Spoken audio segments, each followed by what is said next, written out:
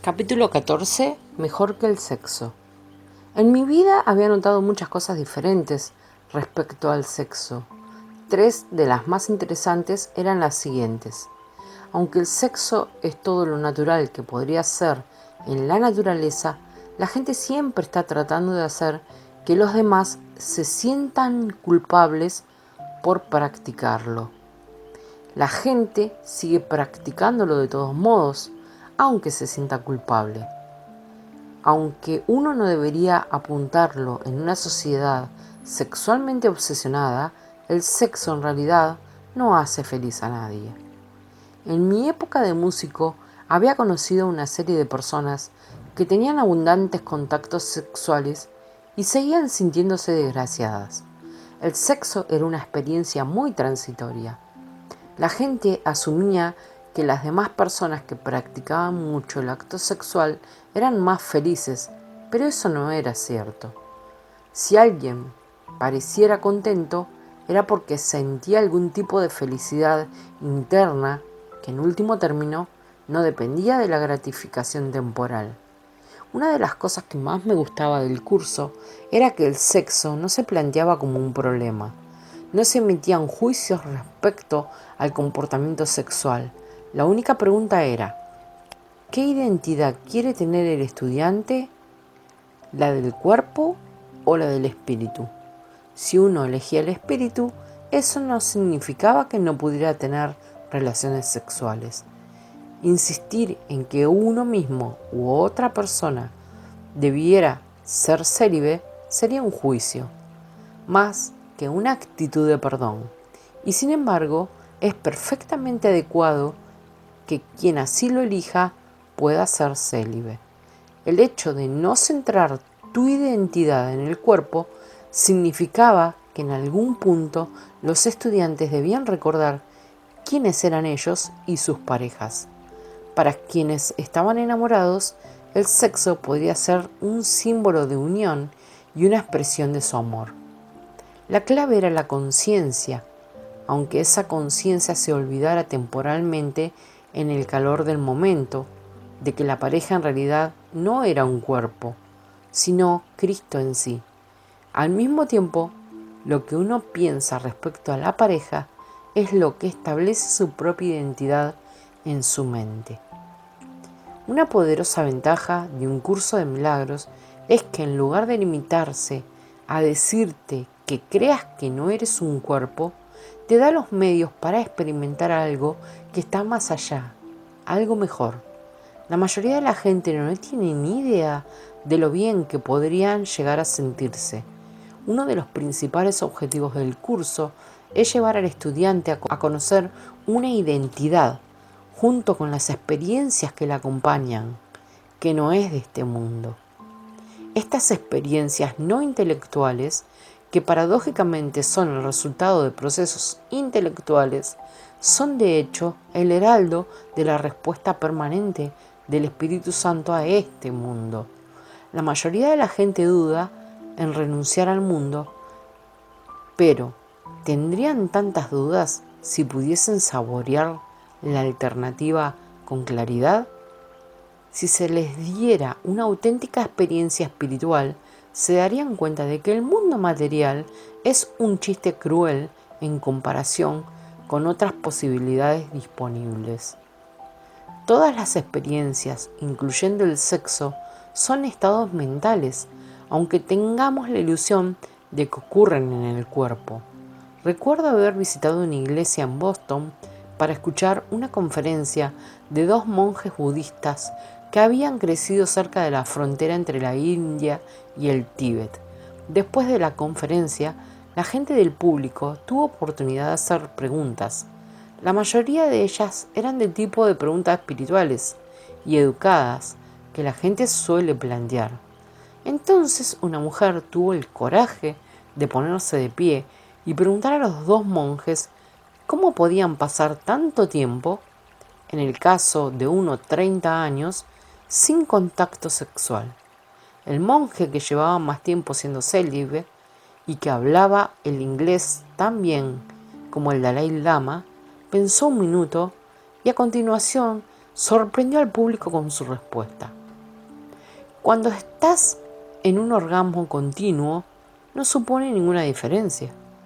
Desde el punto de vista de mis nuevas experiencias, ahora podía ver que la respuesta del monje feliz estaba en sincronía con la respuesta del curso al dilema de renunciar al universo cambiante e ilusorio. Lo que el Espíritu Santo ofrecía era constante, en comparación con la experiencia precaria y poco fiable de cada mente aparentemente separada. En realidad, la eterna palabra de Dios no podía convertirse en carne temporal, excepto en los sueños irreales, pero la carne podría ser llevada ante la verdad. Teniendo en cuenta mi deseo de tratar el tema del sexo durante nuestros encuentros siguientes, cada vez que entraba en mi comedor en abril de 1999, lo hacía con alegre anticipación, esperando la ansiada aparición de Artén y Pursa. A última hora de la noche, de lo que en Nueva Inglaterra llamamos el Día de los Patriotas, recibí la esperada visita. Artén: hola Gary. Pursa: hola Gary. Gary: hola chicos, estoy encantado, gracias por venir. Parece que ya ha pasado tanto tiempo desde la última vez que los vi. Pursa: estamos siempre aquí, simplemente no nos ves. Hablando de tiempo, después de esta visita, nuestras próximas 3 apariciones serán en diciembre. Las próximas 3 vacaciones de Navidad de 1999, 2000 y 2001. Ya has aprendido a perdonar y sabemos que seguirás adelante por el camino elegido. A estas alturas, solo venimos a darte apoyo y a añadir algunas observaciones útiles.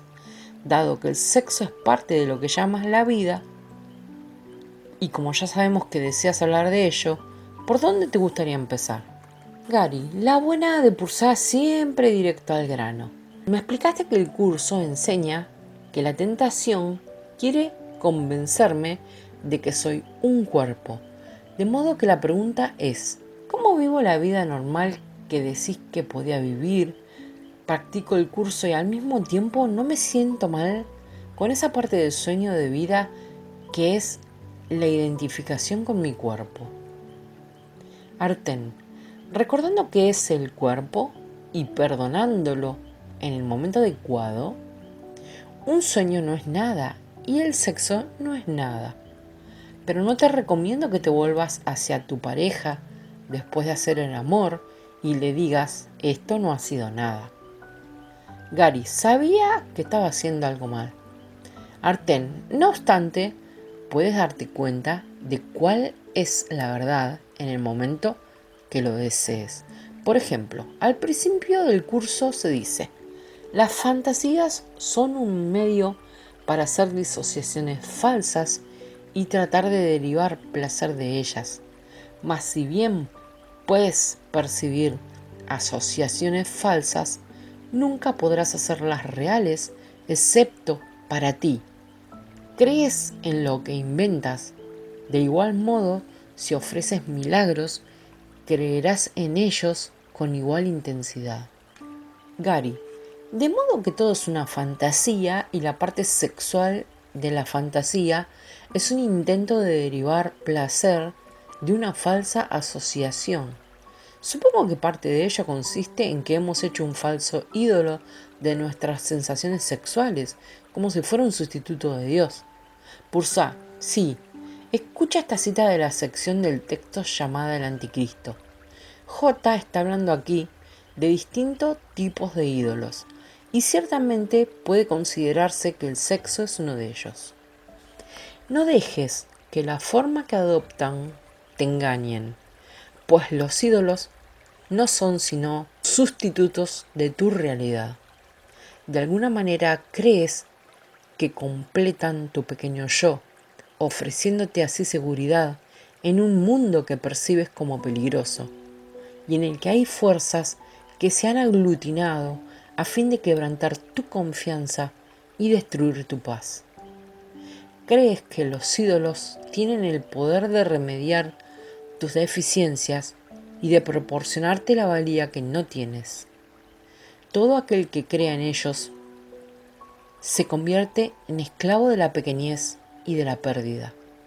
Y así tiene que buscar, más allá de su pequeño yo, la fuerza necesaria para levantar la cabeza y emanciparse de todo el sufrimiento que el mundo refleja.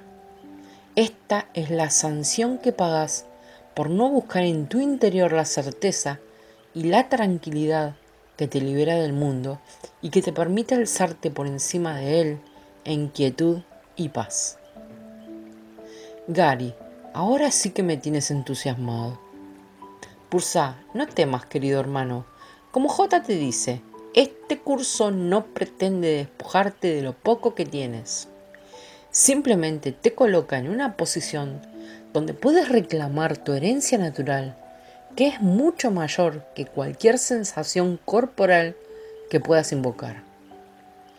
Gary, ¿sabes? Antes del curso no habría pensado así, pero el Espíritu Santo me está ofreciendo algo mejor que el sexo. De hecho, el sexo ni siquiera se le aproxima. Pursa, eso es correcto. Al mismo tiempo, Él no trata de privarte de lo que percibes temporalmente como tus deseos. Hablando de tus deseos, ¿Karen no está aquí esta noche?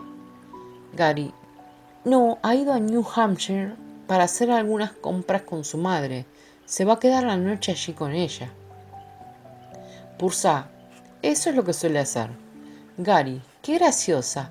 ¿Sabes que hace unas semanas le estaba contando a ella que cuando era adolescente y fui a un baile en un salón de una iglesia católica, estaba bailando una pieza lenta, estrechamente abrazada a una chica. De repente, una monja vino corriendo y puso una regla entre nosotros diciendo: «Ya está bien, chicos, dejad sitio ahí en medio para el Espíritu Santo». Siempre me divierte recordarlo. Arten, si la mayoría de las religiones siempre han tratado de reprimir la expresión sexual, hasta que llega el momento de casarse y hacer más cuerpos.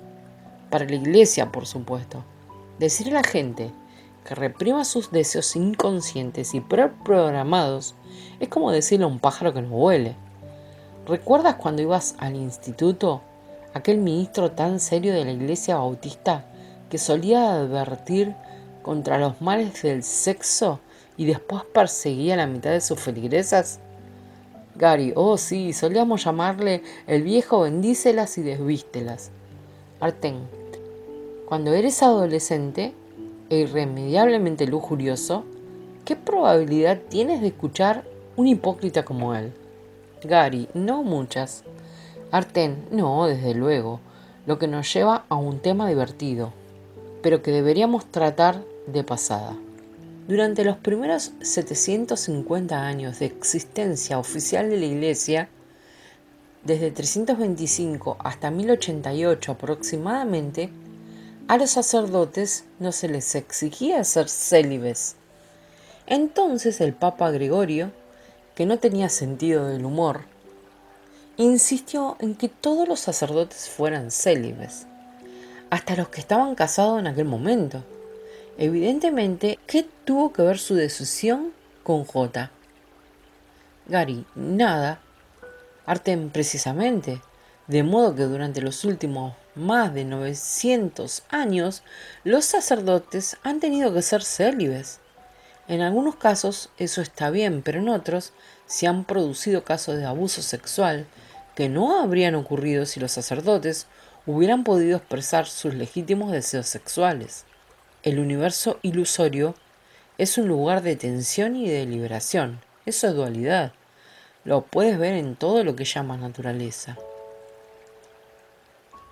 Incluso puedes encontrarlo en la música.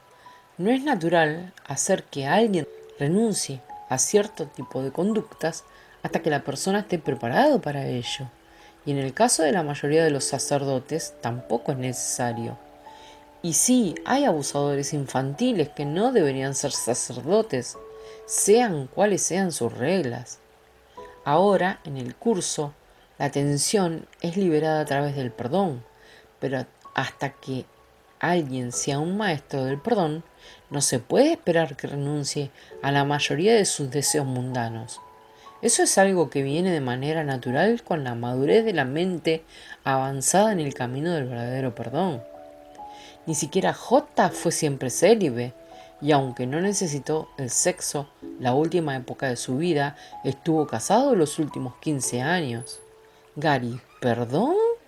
Arten, hoy en día ves esa idea como algo inusual. Sin embargo, si hubieras estado allí hace 2000 años, lo que no era habitual era un hombre judío de la edad de J que no estuviese casado. No fue hasta 1000 años después cuando un papa decidió que tenía que ser célibe para ser sacerdote. Vuestra visión sesgada de la historia, junto con siglos de proyección del pecado y la culpa inconsciente en el sexo, hace que ahora vean el celibato de J como una necesidad. Gary, oye, que a mí no me importa un comino, quizás a otra gente. Arten, entonces, infórmalos de cómo fue realmente. La idea de que el sexo es algo malo nunca vino de Dios y nunca vino de J. Si crees que hay algo malo en el sexo, también podrías creer que comer es malo. Ambas cosas son actividades corporales normales y cualquier idea en sentido contrario ha sido inventada por la gente y no procede de la inspiración espiritual. No obstante, es perfectamente adecuado que alguien renuncie al sexo si él mismo se siente inspirado a hacer eso como expresión de su verdadero ser. Gary, sí, he pensado en eso recientemente. Dime, ¿con quién estaba casado J? ¿Con esa chica María Magdalena? Arten, sí, de hecho lo estaba. Actualmente muchos piensan que ella era una prostituta, y no porque lo diga la Biblia, que no lo dice. La Biblia habla de tantas prostitutas que la gente asume que María Magdalena también lo era. No lo era, era la amada esposa de J. Casualmente, según la ley judía de entonces, el cadáver de una persona solo podía ser ungido por un miembro de su familia. Y si miras en el Nuevo Testamento, verás que aunque el cuerpo de J ya no estaba allí, a María Magdalena se le permitió ir a su tumba para ungirlo. ¿Qué debería decirte esto? Gary, muy interesante. Arten, toda la cuestión consiste en que la gente hace muchas suposiciones, pero J no vino al mundo a iniciar una religión para que la gente pudiera acusar a los demás de estar equivocados por tener cuerpos y querer usarlos. Él enseñó perdón y sigue haciéndolo para mostrar a la gente la insignificancia total del cuerpo y llevarlos a su verdadera identidad en Cristo. Gary, de modo que puedo vivir y perdonar simultáneamente. Y es posible tener las dos cosas, una erección y una resurrección. Arten, eso es cierto. Basta con no tenerlas a la vez. En algún momento tendrás que elegir definitivamente entre el cuerpo y el espíritu. Pursa, hablando de cuerpos, las preferencias sexuales de las personas o las cosas con las que se vean envueltas no importan.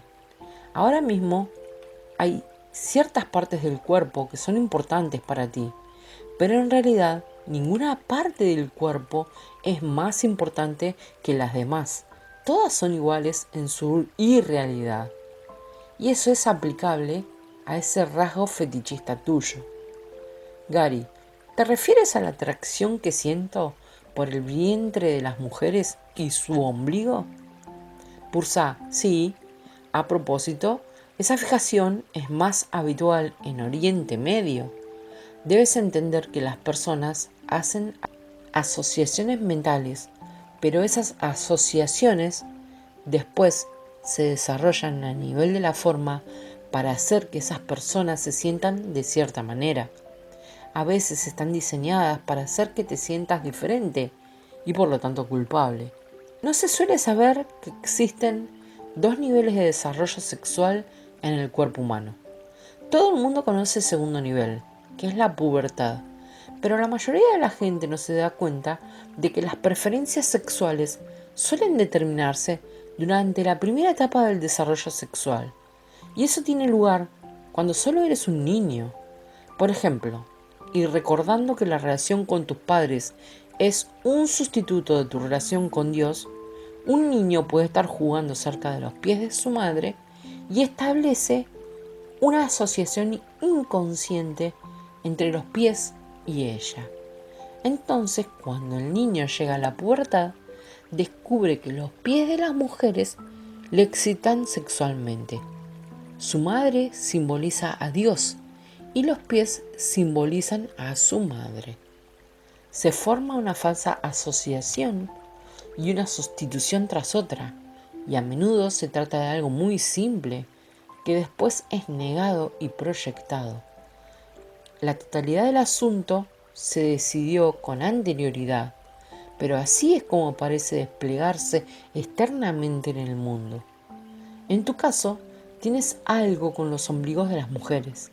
Cualquier cosa que te excita siempre se remonta a una edad muy temprana y a algo que fue una asociación y después se convirtió en un recuerdo inconsciente. Después esa asociación vuelve a resurgir en forma de un deseo sexual particular. Gary, eso tiene sentido. A veces me he sentido diferente por tenerlo, y supongo que eso es el equivalente a la culpabilidad. Obviamente la respuesta adecuada es el perdón. Pursa, sí, recuerda que cualquiera sean tus preferencias, el curso no trata de cambiar tu conducta. Si tu conducta cambia, que así sea. Si no lo hace, no te preocupes por ello. Es posible que ni siquiera lo desees. Lo importante es que entiendas que eres totalmente inocente. Gary, gracias.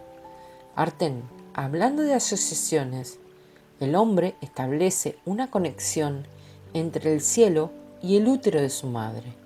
Esa conexión también está presente en la mujer, pero se evidencia más en el deseo masculino de entrar en la mujer, y a veces también en el deseo de la mujer de que esto suceda.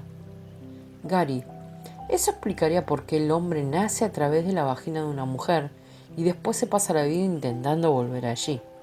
Arten, me alegro de que tú lo hayas dicho. Gary, hablando de preferencias, ¿cómo es que un musulmán del Oriente Medio pueda tener 4 esposas y nosotros los occidentales solo podemos tener una? Arten, en realidad en este país sí te permite tener 4 esposas, aunque no todas a la vez. Gary, oh sí, quizás sea más divertido así. Más vale que sigamos adelante. Creo que si sigo por ahí me voy a meter en problemas. Arten, ¿meterte tú en problemas? Nunca. Gary, oye Pursa, ¿tienes algún consejo para las mujeres respecto al sexo? Pursa, sí, ten cuidado con la serpiente de un solo ojo. Gary, muy bueno, ¿algo más? Pursa, no tienes que preocuparte por las mujeres y el sexo. Ellas hablan con otras mujeres sobre sexo. Es prácticamente una secta. Como no tienen el virus machista, suelen ayudarse unas a otras. Una vez más, en un momento u otro, todo acaba reduciéndose al perdón. Gary, ¿sabes? Siempre he pensado que cuando me haga un poco mayor, me estableceré y tendré 3 hijos. Ya sabes, uno de cada una, y formaré una familia. Ahora no estoy tan seguro. Me parece que todas las relaciones especiales dependen de un pasado y de un futuro. Lo mismo que todos los juicios. No estoy diciendo que sea malo tener hijos simplemente.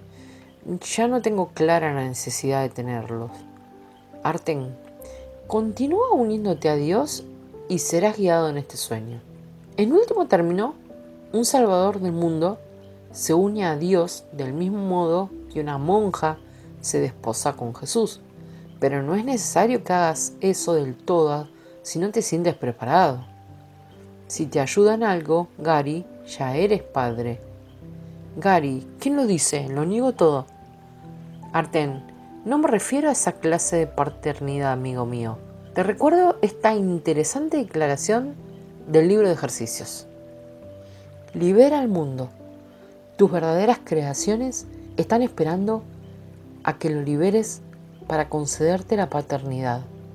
Y no una paternidad de ilusiones, sino una de verdad como la de Dios. Dios comparte su paternidad contigo que eres su hijo, pues Él no hace distinción entre lo que Él es y lo que sigue siendo Él mismo. Lo que Él crea no está separado de Él, y no hay ningún lugar en el que el Padre se acabe y el Hijo comience como algo separado. Gary, genial. ¿Estás diciendo que cuando esté en el cielo seré exactamente como Dios? Arten, sí, exactamente como Él. Gary, va a ser asombroso, ¿verdad?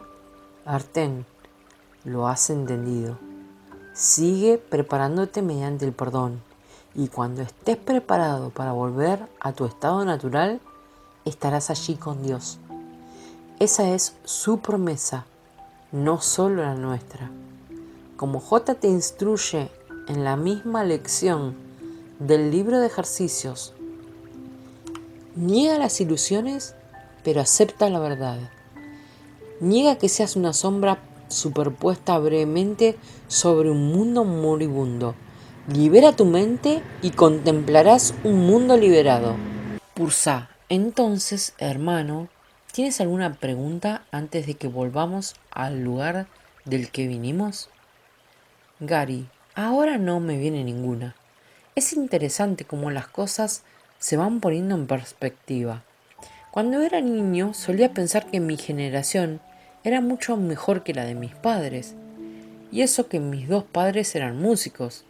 Ahora veo que cada generación cree que ha inventado la música y el sexo y que tus padres están fuera de onda. Antes de darse cuenta, tienen un montón de hijos que crecen y piensan que son ellos los que han inventado la música y el sexo y que sus padres están fuera de onda.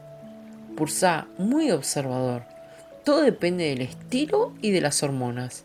La verdadera idea que está detrás, la idea que el ego tiene de la separación, sigue siendo la misma. Tu trabajo consiste en reemplazar esa idea por el amor del Espíritu Santo. Gary, sí, y creo que ahora soy capaz de ver lo poderosa que es la mente, incluso a nivel de la forma. He leído en el periódico que las niñas están mostrando signos de pubertad a una edad cada vez más temprana. Los científicos están buscando razones físicas relacionadas con la genética y el entorno social. Sus métodos ni siquiera les permiten considerar que la mente es responsable de esto y que bombardear constantemente a la gente con imágenes sexuales, porque ese es el mejor modo de vender todo tipo de productos, está produciendo cambios en los cuerpos infantiles. No estoy diciendo esto para emitir un juicio sobre el sexo, pero creo que indica que la mente dirige el cuerpo, no la genética, ni el entorno, ni la evolución. Arten, lo que dices es cierto. La identificación corporal se refuerza a sí misma y la identificación con el espíritu libera el cuerpo. Cada persona debe hacer esa elección personal. Perdona las figuras del sueño, hermano mío, y tu premio será tu ser. Pursa, quizás lo mejor sea dejarte con una afirmación del texto que te recordará tu camino a casa. Te veremos en Navidad. Hasta entonces, recuerda tu propósito, que es el del Espíritu Santo, y recuerda estas palabras. Desde el mundo perdonado, el Hijo de Dios es elevado fácilmente hasta su hogar, y una vez en él, sabrá que siempre había descansado allí en paz, incluso La salvación se convertirá en un sueño y desaparecerá de su mente, pues la salvación es el final de los sueños y dejará de tener sentido cuando el sueño finalice. ¿Y quién, una vez despierto en el cielo, podría soñar que aún puede haber necesidad de salvación?